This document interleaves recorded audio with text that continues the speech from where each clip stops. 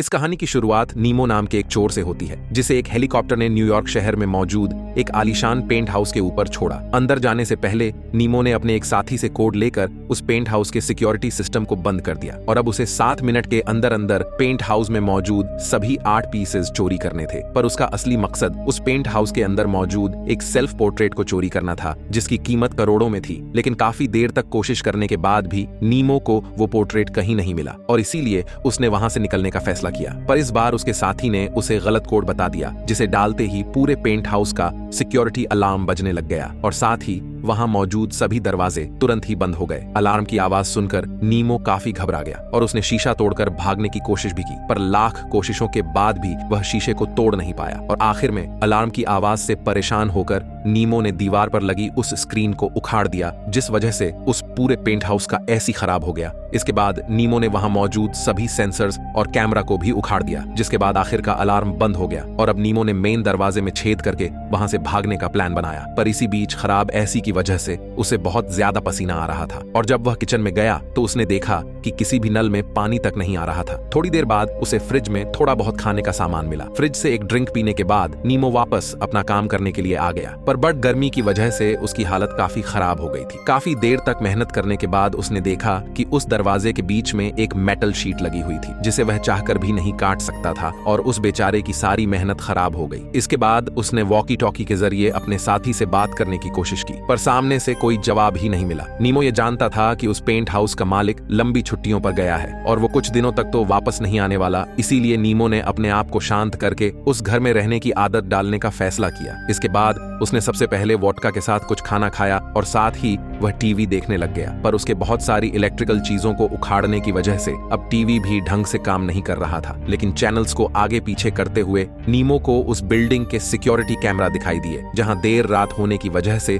सिर्फ एक रिसेप्शनिस्ट दिखाई दे रहा था। अपना खाना खत्म करके नीमो आराम से बिस्तर पर सोने चला गया और अगली सुबह जैसे ही उसकी आंख खुली तो उसे पेंट हाउस के ऊपर उड़ रहे एक हेलीकॉप्टर की आवाज सुनाई दी, जिसे सुनते ही वह तुरंत खिड़की की तरफ भागा। पर उसकी लाख कोशिशों के बाद भी उसके किसी साथी का ध्यान उसके ऊपर नहीं पड़ा। धीरे धीरे गर्मी भी बढ़ती जा रही थी, इसीलिए नीमो ने लिविंग रूम में मौजूद पूल के पानी से मुंह हाथ धोकर खुद को शांत किया। लेकिन उसके साथी अभी तक उसका जवाब नहीं दे रहे थे और ना ही वहां मौजूद फोन चल रहा था, इसीलिए उसने अपने आसपास चीजों को ढूंढना शुरू कर दिया। और जब वह हल्का होने के लिए बाथरूम में गया तो उसे एहसास हुआ कि उसे इसी बदबू के साथ जीना पड़ेगा, क्योंकि उसके पास साफ सफाई करने के लिए पानी ही नहीं था। उसने एक बार फिर से खिड़की तोड़ने की कोशिश की, पर कोई फायदा नहीं हुआ। पर तभी उसकी नजर छत पर बनी स्काईलाइट पर पड़ी, जिसे देखते ही नीमो ने उस तक पहुंचने के लिए घर के सारे फर्नीचर को इकट्ठा करना शुरू कर दिया। पर ज्यादा गर्मी होने की वजह से नीमो को बीच बीच में रुककर खुद को पानी से ठंडा करना पड़ता था। उसने पूल के पानी को पीने की कोशिश की, मगर उसका स्वाद तो बहुत ही ज्यादा गंदा था। थोड़ी देर बाद उसकी नजर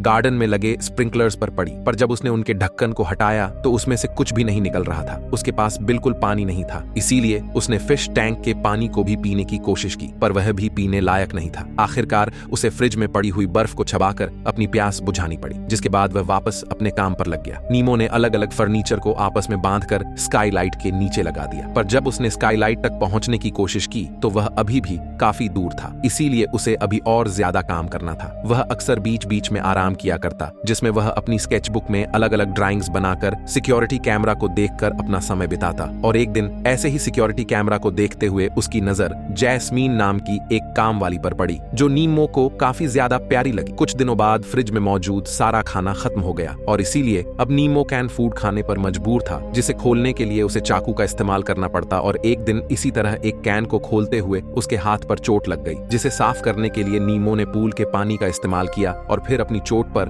अपनी टी शर्ट को बांध लिया। कई बार तो गर्मी इतनी ज्यादा बढ़ जाती थी कि नीमो को अपना मुंह फ्रिज में रखना पड़ता था। एक दिन उसने फर्नीचर की मदद से एक बंद दरवाजे को खोला और असल में ये दरवाजा एक पेंट्री का था, जिसमें थोड़ा बहुत खाने का सामान पड़ा हुआ था। तभी अचानक से उसे एक आवाज सुनाई दी और जब वह गार्डन के पास पहुंचा तो उसने देखा कि स्प्रिंकलर्स में से पानी निकल रहा था, जिसे देखकर नीमो बहुत ज्यादा खुश खुश हुआ और उसने ने सबसे पहले पेट भर के पानी पिया और फिर उस गार्डन में ही लेट गया। दूसरी तरफ नीमो लगातार स्काईलाइट तक पहुंचने की कोशिश में लगा हुआ था। उसने घर का पूरा सामान इस्तेमाल कर लिया था, जिसके बाद वह आखिरकार वहां तक पहुंच ही गया। उसने देखा कि वह स्काईलाइट छत के साथ चिपकी हुई थी और अब उसे किसी तरह से खोलने का रास्ता ढूंढना था। अब तक नीमो ने बोर होकर कैमरा में दिख रहे लोगों का स्केच बनाना शुरू कर दिया था और इसमें जैस्मीन उसकी पसंदीदा थी। एक दिन जैस्मीन को उसी पेंट हाउस के बाहर सफाई करने का काम मिला, जिसे कैमरा में देखते ही नीमो मदद मांगने के लिए दरवाजे की तरफ भागा। लेकिन बदकिस्मती से जैस्मीन ने ईयरफोन्स लगाए हुए थे, जिस वजह से वह नीमो की आवाज नहीं सुन सकी। जैस्मीन के जाने के बाद नीमो ने देखा कि अब ऐसी उल्टा काम कर रहा था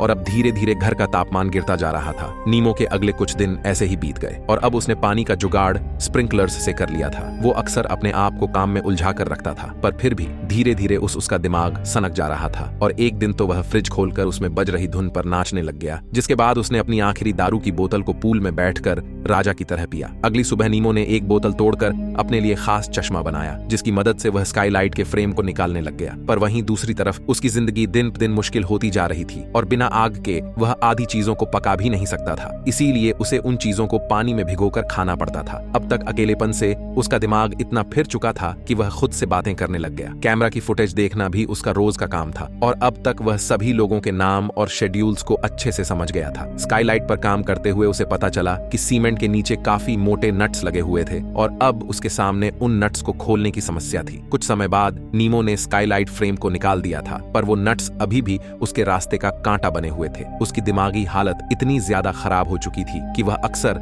चिड़ियों से बात करके उनसे मदद मांगने की कोशिश करता और अब वह अपने आप को कुछ ज्यादा ही अकेला महसूस करने लगा था। एक दिन जब उसने गर्म कपड़े निकालने के लिए अलमारी खोली तो उसकी नजर एक खुफिया दरवाजे पर पड़ी, जिसका पीछा करते हुए वह एक बहुत ही छोटी जगह पर पहुंच गया। वहां पर मौजूद एक लाश को देखकर नीमो के होश ही उड़ गए, पर फिर ध्यान से देखने पर उसे पता चला कि असल में वह उसी आर्टिस्ट का एक स्टैचू था जिसने वह सेल्फ पोर्ट्रेट बनाया था। उस स्टैचू के ऊपर मैरिज ऑफ हेवन और हेल नाम की एक खास किताब भी पड़ी थी। नीमो उस किताब और पेंटिंग को लेकर वहां से बाहर आ गया। एक शाम उसकी नजर जैस्मीन पर पड़ी, जो उसी पेंट हाउस के बाहर सिगरेट पी रही थी और इस बार उसने हेडफोन्स भी नहीं लगाए हुए थे। इसे एक मौके की तरह देखते हुए नीमो ने जोर जोर से दरवाजे को बजाना शुरू कर दिया, पर जैस्मिन उस समय एक बहुत आवाज करने वाले वैक्यूम क्लीनर का इस्तेमाल कर रही थी और इसीलिए उसे कुछ भी सुनाई नहीं दिया और वो दरवाजा इतना ज्यादा मोटा था कि नीमो उसके नीचे से कागज तक नहीं भेज सकता था। अगले दिन नीमो ने एक कुर्सी से चाबी बनाने की कोशिश की, जिसका इस्तेमाल वह स्काईलाइट के नट खोलने के लिए करने वाला था और काफी देर तक बार बार कोशिश करने के बाद आखिरकार वह नट को घुमाने में कामयाब हो गया। नीमो के पास अब तक खाना बिल्कुल खत्म हो गया था, इसीलिए उसने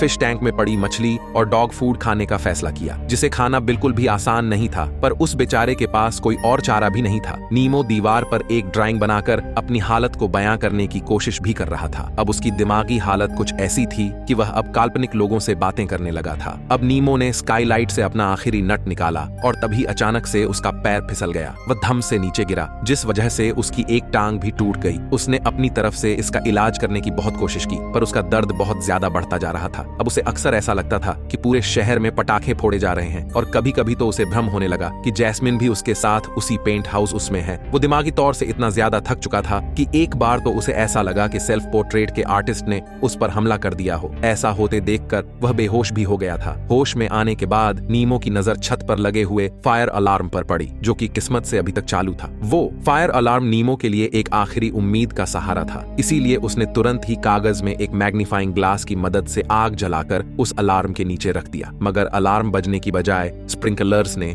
चारों तरफ पानी फेंकना शुरू कर दिया, जिस वजह से पूरे घर में पानी भरने लग गया और इसीलिए नीमो ने सभी पेंटिंग्स को बचाने के लिए उन्हें सीढ़ियों के नीचे छुपा दिया। अगले दिन marriage of heaven and hell पढ़ते वक्त उसे ऐसा लग रहा था कि मानो उस घर के मालिक की बेटी अपने कुत्ते के साथ खड़े होकर उसे देख रही हो, जिसके बाद वह जोर जोर से स्वर्ग में जाने की बातें करने लग गया। साथ ही उसने एक दीवार पर लिखकर घर के मालिक से उसके पूरे घर की ऐसी तैसी करने के लिए माफी भी मांगी। थोड़ी देर बाद नीमो स्काईलाइट के नट्स को दोबारा से खोलने लग गया। अगले ही सीन में नीमो फर्नीचर के ऊपर से गायब हो गया। स्काईलाइट के सारे नट बोल्ट खुल चुके थे, लेकिन कोई नहीं जानता कि नीमो एक बार फिर से फिसलकर नीचे गिर गया या भागने में कामयाब रहा। कहानी यहीं पर समाप्त होती है।